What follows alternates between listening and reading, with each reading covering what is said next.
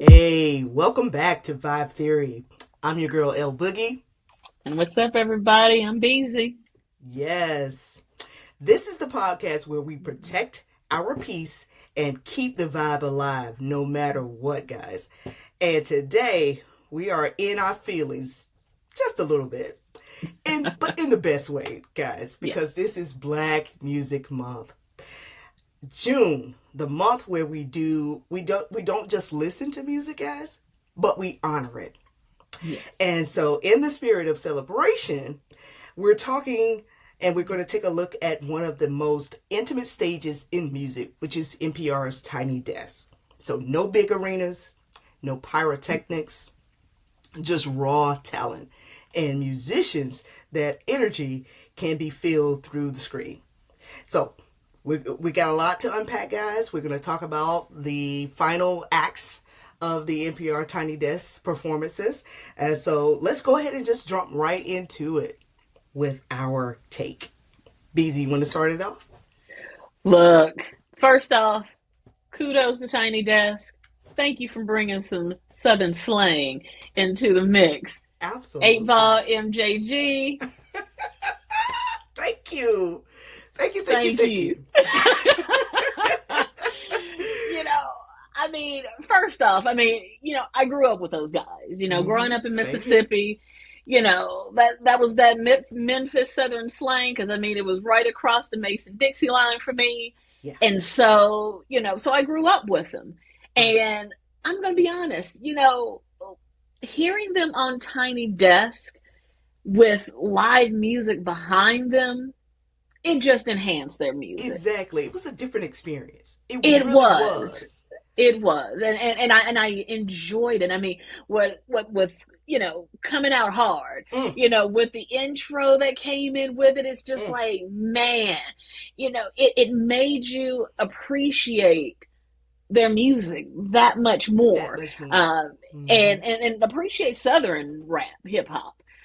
Because it doesn't get enough. It doesn't get enough kudos with, you think about T.I. and Outkast, but, these guys, 8-Ball MJG, they're some of the originators of that Southern hip hop. Mm-hmm. And so having them on Tiny Desk, paying homage to them, I love that. That was a great appreciation. And so I just honestly, I appreciated seeing them on that set and just honestly just keeping it real with their music, performing some of their old cuts, and just going back. I'm telling you, it's like the moment had me locked in, especially when they brought on that the joint that got the Chaka Khan flip on it. Yes. My goodness. Yes, and then the Memphis City Blues, that one there. Yeah. The dude that was playing the guitar, man, he let him give him a little bit, let him funk out a little bit. That was just, oh my goodness. And then their background singers were on point. Yeah. And it was just two people. And and the guy who was doing the vocals, dude was doing everything in between, the falsettos and the rap and just, he was everywhere. But I loved it. Hey, listen, he was nailing it. When I tell you, that's what I'm saying. It's like for the younger generation that this may have been an introduction to them. Yeah. Wow. What a nice masterclass, honestly, from seeing, like you just said, the Southern soul, the Southern hip hop, just kind of intertwined together, because they did give you a little bit of that down home blues with it. You know what I'm saying? Yeah. I will never forget, Pimp C used to say all the time, I make country rap tunes. When I was like, Pimp is right. It's country rap tunes. Dude. Yeah. They were on point. I want to see more of that. I want to see Goody Mob next. That's what I put in. That would be good. Goody Mob would be good. I want to see them on Tiny Desk. You got something there. Goody Mob would be good. Goody Mob would be good. Awesome. I would actually like to see Young Bloods too. But hey, that's just me. Well, see, listen, they can just do the Dungeon Family. If they just did that with some Sleepy Brown in there, There you go. I ain't mad at it. I ain't mad at it. I'm trying to tell you, dude. Yeah. I mean, it felt like church. It felt like Sunday service. It felt like just, hip hop all at once with 8 Ball and MJG. And just listening to some of their classics, it really made you just really appreciate that era of hip hop. Truly, that was more or less like, that whole genre there. You don't want no drama. Listen, that's that. Tear the club up. 3-6. It was. You know what I'm saying? That's the era of music right there. It was. And it's just. It really was. And honestly, I loved every bit of it. I mean, space age pimping. Oh, my goodness. To wrap it up. I mean, honestly, again, they brought the best lineup of songs that you could possibly have. Absolutely. They could have had more. I would have definitely could have had more. But again, they teased you and introduced you or reintroduced you to who they were and who they are. And so again, that's where I just have to say kudos to who produced this lineup and really paying homage to legacy, past and present. Because that's really what this month of Black Music Month was really about. Paying homage to the past and shining a light to the future as well, and that leading up to, Paradox, because that was another group that, for me was surprisingly good. Absolutely. We talked about that earlier. This was my first introduction to them. So I guess it was yours as well, right?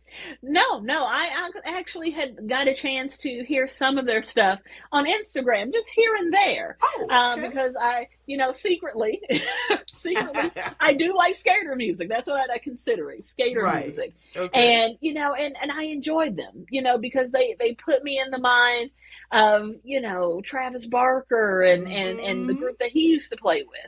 Right. So, so hearing them, it was just kind of like, these guys are good, right. and the music that they're into it, they're and they've got great vocals. Oh, yeah. And they've got a great band, the lead singer, I mean, he's great on the guitar.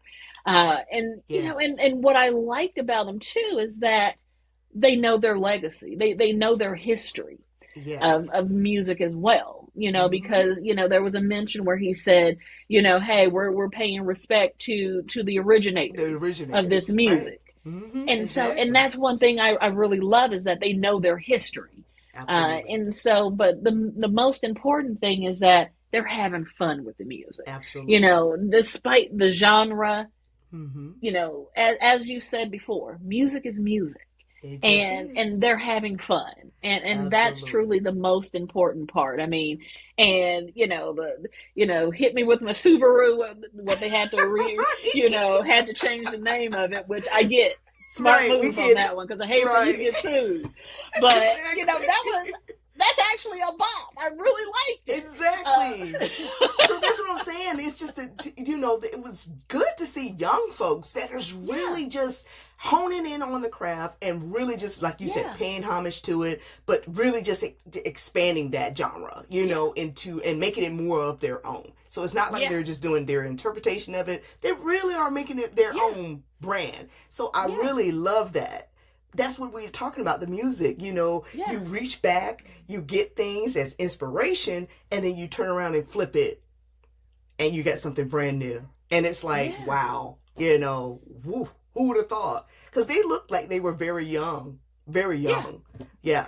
So I mean, I probably give them, early 20s, maybe, late teens, but maybe. But, but in the end, it's good to see it. Yes. Because, there are so many artists now, African American artists who are going into that genre as well. Absolutely. So I hope to see more on that platform and Tiny Desk, giving them a platform to be able to see them. So that's what I'm hoping to see. Them too. Right? Exactly. That they needed to be on that large platform. Because it's a small, tiny desk, but it still has a huge impact because of the intimacy. It really It does. does. And I mean, and it goes across the globe. So, Yes. to give them that opportunity to be seen, because I mean, Hmm. that genre is a very popular genre, and especially in the Oh UK yes. and other parts of the country. So, to give them that platform, I honestly think that Tiny Desk has probably propelled them Hmm. to gravitate and explode even more Right. across the globe. So, so kudos to that. And Hmm. I hope that their career only grows and Oh, I goes I have no even doubt. more and skyrocket. I have no doubt. We're probably going to see more from them, more to come. We're Yeah. going to probably see others that come from that as well. Because, like I Yeah. said, representation means everything. Yes, And once you absolutely. see it, you can't unsee it. And Exactly. it just births that inspiration for others to come behind them. So I'm eager to Exactly. see more. Eager to see more. Exactly. So my question to you is, who are you excited to see on this tiny desk? So I had two, Eve Okay. and A Ball in MJG. Okay. But Eve, just being able to see her, She was good. she was She fantastic. was. She It was was. almost like she gave a master class on how to do this. Remember, I just talked about that as far as with Mhm. performance and showmanship when we were Yep. talking about the ladies, right? Yep. So again, man, where do I want to start with her? I mean, oh my God, Eve gave us so much. It was like 1999. Let me start there. Let there be Eve. Mhm. Yes, honey. And all I have to do is say, oh my God, this woman, she put that thing down when it was like, man, you know, the album itself, when she came out, again, this is like coming after, I guess you want to say, the exploration with female MCs in the rap game, right? But she was like one of Mhm. the last to have come, from the Little Kims, the Foxy Browns, the Queen Pins. So she was literally at the end of that era, Yeah. where Yeah. I they got you were in the saying. forefront, right? Mhm. So by this time, we've only got maybe one, first lady of like Ruff Ryders, Bad Boy, Mhm. that kind Yeah. of thing. This is what I'm talking Yeah. about. Mhm. But to see this woman come on, man, She looked and good. She looked good. she looked well. She looks beyond good. She looks like a She vampire. looks. Did she She, just was in a time capsule somewhere and just froze herself? black folks don't crack I unless know, you but you won't can tell crack. that looked like she's inhaling good air, clean Look, air. yeah, in some parts of the country, I mean, they do the oxygen things. Maybe that's what she's Hey, doing, but I she looked don't good. know. She She looked real looked good. good, She and she she's looks she looks happy. healthy. Because she did get remarried. So I Yes, mean, so there's that, and then just probably just enjoying life itself. and that's what it looked So like. and That's that's what exactly what that's it what looked it like, does. Beezy. But I mean, but she brought it. She brought it, and I love the set that she performed. I mean, and then Absolutely. how she What you want, transitioned into it. Yes, man? but hey, Hmm. but Listen, she brought here's it. fun She brought fact it. about that song. I never knew. I never Hmm. knew until she performed it that Okay. he was providing vocals. Nokia from Drew Hill. He Oh, provided vocals on that song. Did you know that? oh, I did not. I didn't even know the man could sing. Oh my God! So what you thought he was doing on Drew Hill? Just being there? Raising his eyebrow. Ah! No, you didn't. Nokia would. Okay, all right. We ain't gonna go into Drew Hill stuff. We ain't gonna go into the Drew Hill stuff. I guess we can say a lot about that. But I never knew that he provided vocals on that track. I never Okay. knew that. I never knew that. Swiss Beats, I can truly say that was a great combination. It was. It was. Again, you see that rarely in music where you have like a Mm-hmm. Timbaland and Missy, Mm-hmm. Bad Boy, Puffy and Lil Kim. I I got what you're gotta give saying. it to him. Yep. But it was a great combo. Yeah. And here you have Swiss Beats with Eve in outstanding production. I mean, Yeah. I always loved that song. That song had a lot of high energy. Yeah. They were locked in, really, really. And it just showed the musicianship of presentation, just her flow, her cadence throughout this song. That song went hard. And again, being on Ruff Ryders, we're thinking, this is the home of DMX and so many others, so it's like she had to come with it. This is what I'm talking about, though. When we're talking about that type of lyricism and as far as showing up in hip hop with females of that era, that's what we're talking about. It wasn't anything that was, the wordplay, man, her wordplay was nice. It was tight, and you had to be. You had to bring it. You had to look good and be able to talk about somebody's mama at the same time. That's what you had to be able to do.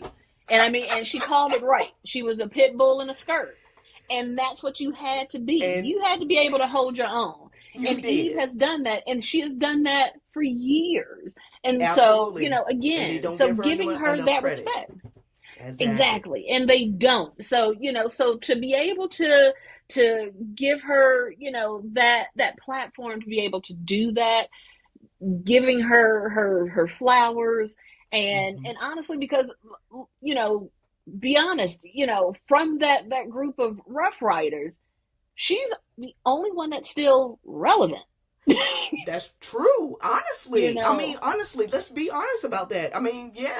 Really, at the time when they were, at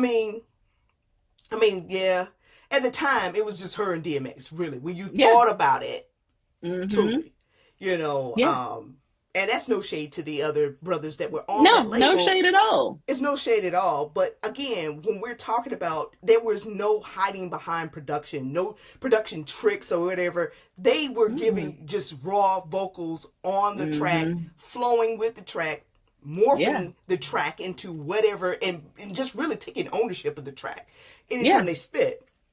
Yeah. So, like, even when she went with Got a Man, just...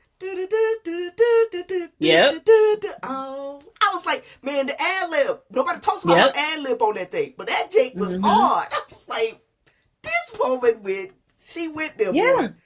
She went there. And then her background singers. Old girl on the keyboard. Yeah. She had some flow. Oh, that girl got some pipes on her. I wanted to hear more. I was like, man, what? Everybody. That could be a concert. That was she had a great set. She had a great set. And and honestly, the way she came in with the coat, just draped over. You know what I'm saying? Just stylish. These are things that I'm talking about. What the she came in like a queen. Used to. Come on, man. Come on, man. It was smooth. It was Philly. She was giving you Philly, baby. Yes. So Philly, I was like, yes. That's sweet. Come on, man. Her whole style, like you said, that show set, everything about it. The hits were coming. Good gracious. And then, of course, we got to go to Scorpion. That's my album. Yeah. I love the Scorpion, Oh my God. And, just let me blow your mind. Think about it. That was a huge song. Dr. Dre's producing it, him and Scott Storch. And Gwen Stefani. Come on, man. First time that we see since Run DMC would Walk This Way in Aerosmith, right? Where you actually see two genres are coming together, formulating something else, right? Yeah. On that was a platform. Huge hit. Huge hit. Won a Grammy for it. Yeah, won a Grammy for it. So, and that's when she started to do that crossover too into pop. Yeah. So, but again, she doesn't get enough credit. And so, so I am so glad that they had her on this set. And and I know that she also, did hosting with BET as well.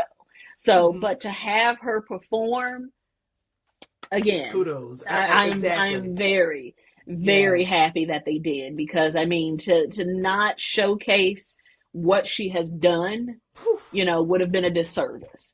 And I mean, and it was a hot set. I mean, I loved Absolutely. it. I mean, Absolutely. I honestly did. There was not a performance song that she didn't As far as do the or song perform selection, yeah. that I did not like. I mean, it was like, She oh took man, you yeah, I forgot through. about She that. took you through Exactly, her body of work. exactly, It was a great exactly. And it was just exploration like, through her body of yeah. work. And I mean, Be- and just the way that she faded into it, and just exactly. Just kept the party going.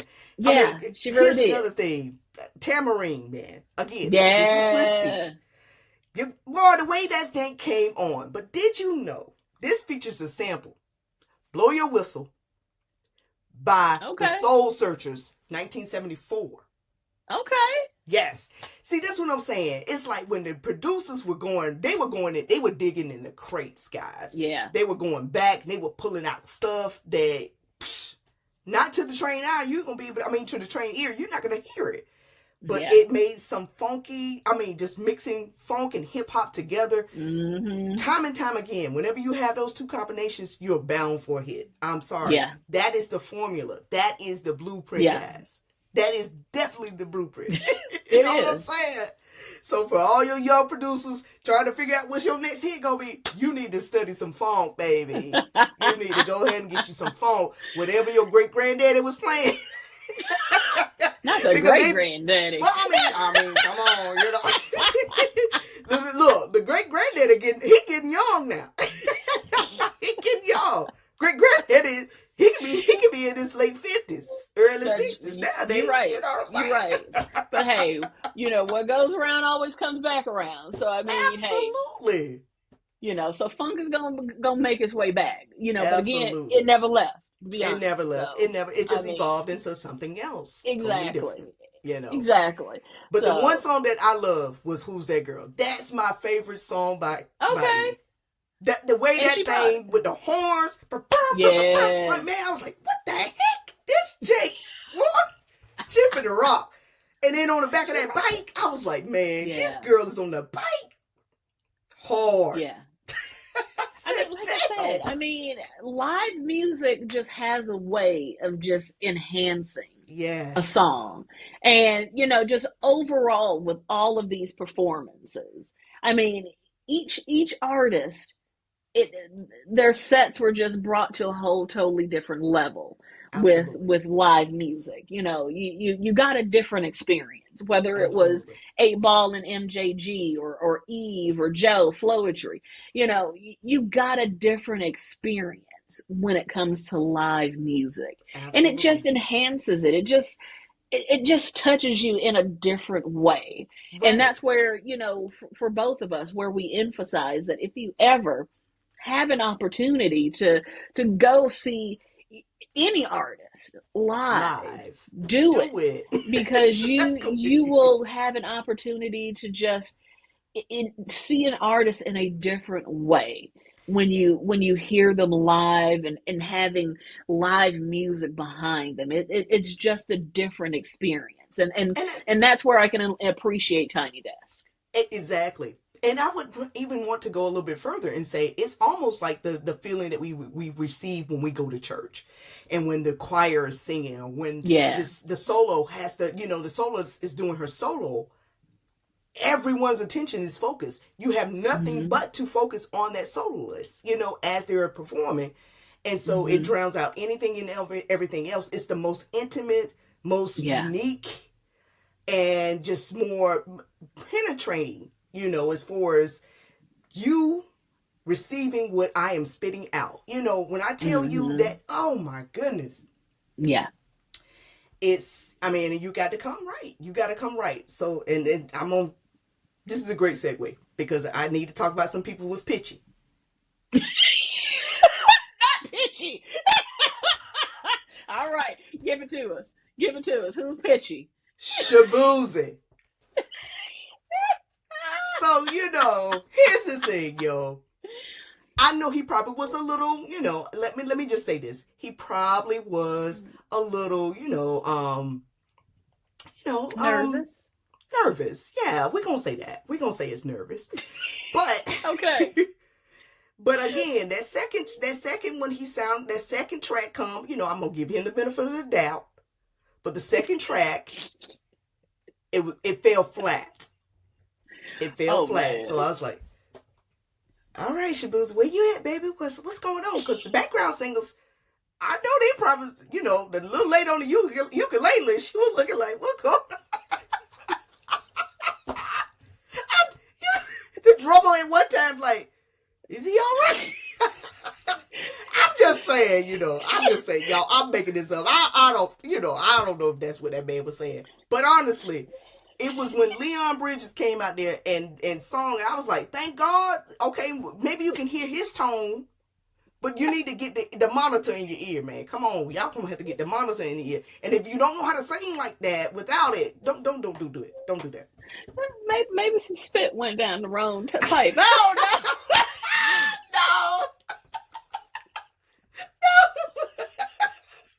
No. Well, listen, they had bottles of water out there. They did. Some bottles of water. Shaboozey was flat. But you know what? No, but I will say this. I mean, there are some artists who do struggle performing live. They do. Well, but he's been on bigger platforms. Again, that's what I'm saying about the intimacy of the Tiny Desk. Mm-hmm. That's why up until this point, I'm telling you, they have been curating this entire season to the fullest. I love the way their selection of artists that they decide to pick on this thing. And if you can't do it, I'm gonna tell you another person who was flat. Okay, give it to me. You call him Uncle Joe. Joe was pitchy. Come on, people. Y'all put this down. Listen, if you agree with me, put it in the comments. Joe was pitchy. I think he was another one. He hadn't done a little something in a minute. He hadn't been on stage in a while. So maybe he was a little bit. You leave Uncle Joe alone. You leave Uncle Joe alone. The man getting old. Listen. The pipes ain't. He's straining a little bit. Okay. He did, but it was like, it was almost like he warmed up to the thing. And, he warmed up after the second or third track. And then when he did, it was. I was like, okay, I'm feeling you now. You okay? You woke up. You understand? This is where we at. Look. You can't mess up and then. Sometimes, when you try to, you go to, sometimes it just takes some time. Yeah. Well, he shouldn't have did more and more. I love that song, though. That's my song. I used to like More and More. I did. I used to. I know where you're going. You know where I'm going, so I ain't even got to finish it. But that's right. But we're not talking about him right now. But here's the thing. One, Joe's still touring. He does at the show here and there every now and then. He doesn't tour as much as he used to. Right. But, as you get older, you can't do the things that you used to do. This is true. So he's got to warm up the vocals a little bit. He needs to bring it down a little bit. He can't go high like he used to. That's true. And I'm giving him the benefit of the doubt because he's getting older too, so we can't hold them notes like we used to. So again, exactly. Y'all got to bring it though. If you come into Tiny Desk, listen, you can't be second guessing yourself. I'm gonna need y'all to do a rehearsal, even if you have to do it in your living room or in your basement somewhere, and you have some of your closest friends come over. Well, we're going to surround some desks around in the practice. Surround some desks around, put a desk up there. It's up close and personal. You cannot, listen, because whoever mic Tiny Desk, you can hear everything. I cannot with you. I'm just saying. Listen, you can hear everything with Tiny Desk. Whoever is micing that desk, oh my God, they are perfect. They are on it. They are. Woo, that sound technician is off chain. And here's the other part too. It is for some people, it is hard to sing when sitting down. That's the other part too. He should have sat down. Anybody will tell you, don't sit down and sing. But here's the thing. He may not be able to stand all that time. depending on how long his set was. So he may not. He only I had mean, 24 minutes. 24 he minutes. may You not can't have been stand for able. 24 minutes. His shoes may have been too tight. Leave that man alone. Okay. Okay.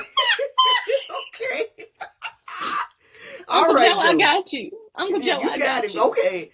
Listen, I you, was Uncle ready Joe. for Joe. I remember in part 1, I said I wanted to see Joe. You did. But I thought Joe was going to bring it, though. I was like, Joe, come on, baby. What you doing? That was room for you, bro. You making me rethink my daggone submission. Maybe I should have went with Rome. Uncle Joe Maybe I was should doing have what went with Uncle Rome. Joe could do. Maybe I should have went with Rome. So you talk about Rome. Hey, maybe I should have put Rome up there. Hopefully he will never be a Rome. Let's hope. I'ma pray. I'ma hope and pray. Look. I got a better one. What about Case? No. You don't want to see Case on Tiny Desk. I'm good. I didn't want to see Case before Case. I'm good. Oh my goodness. You good? Because first off, here's my thing. Here's my problem. And I probably have, and I'm biased. I'm judgmental. I'm biased and I'm judgmental. Anybody that wears a beanie 24/7 has me wondering what you hiding under your head. Oh my goodness. He don't have no hair. He's bald-headed. Then just be bald. I ain't need to see your beanie 24/7. Every time there was a beanie. A beanie. I have a problem with people wear beanies all the time. But here's the other part. I just did not like Case's voice. Okay. It was almost kind of like a cat being just. Oh, not so a cat. I think that yes. So I think that's part of the reason why I really did not care for Case. And I'm probably gonna get some heat for not liking Case, but I really didn't like Case because his voice annoyed me. It was nasally. And it was nasally, just, yes. He was nasally, but he made good music. The one he thing did. that I kind of just didn't sit right for me for Case when Case came out. I didn't know whether or not he was trying to be a rapper or an R&B singer.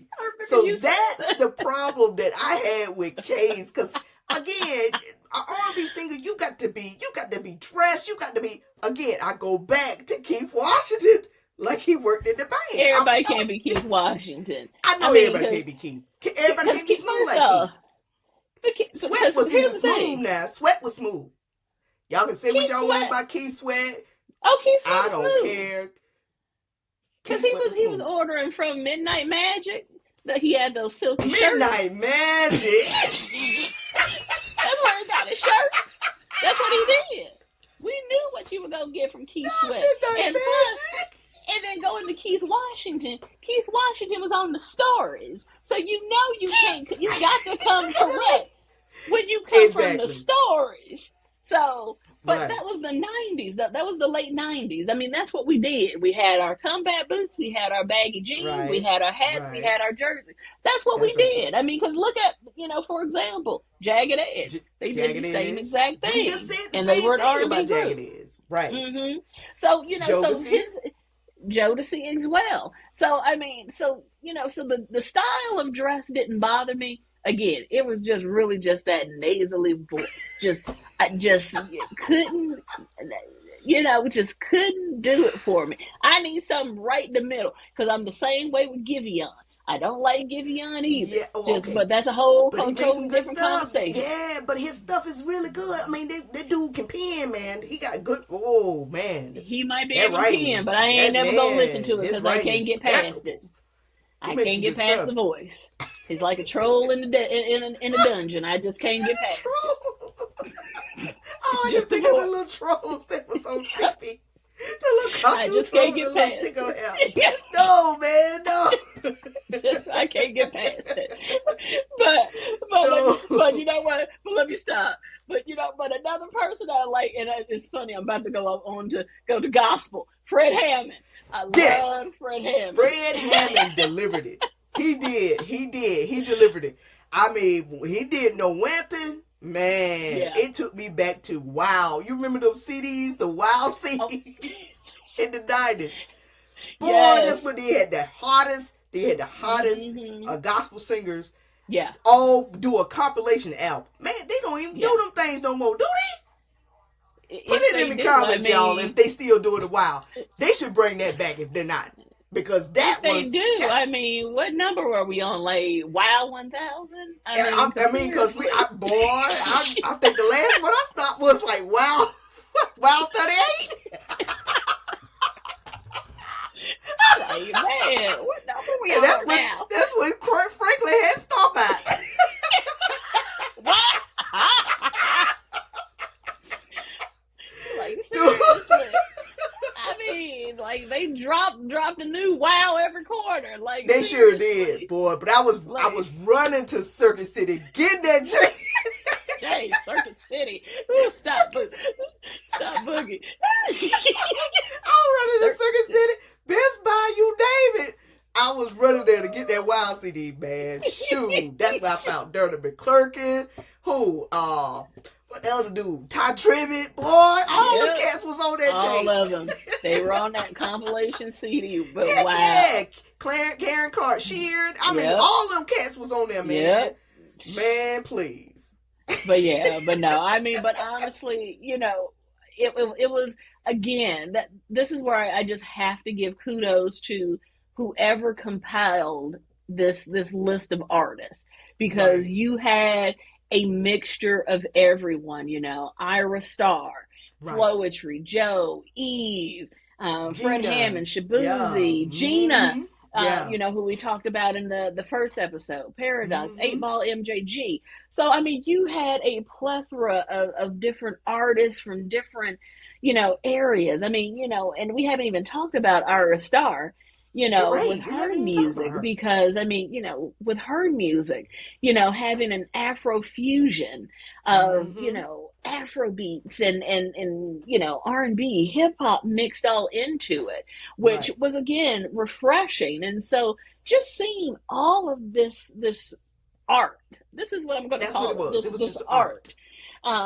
You know, I just again, kudos, because it just, for me, it just makes me excited to see what they'll come up with next. I frequently watch Tiny Desk. That's how I'm introduced to so many new artists, and that's why I love Tiny Desk, because, you know, they give a platform to those artists that, you know, get looked over.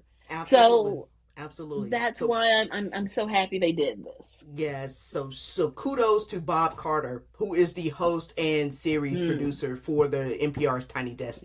Kudos to you, because, brother, this was fantastic.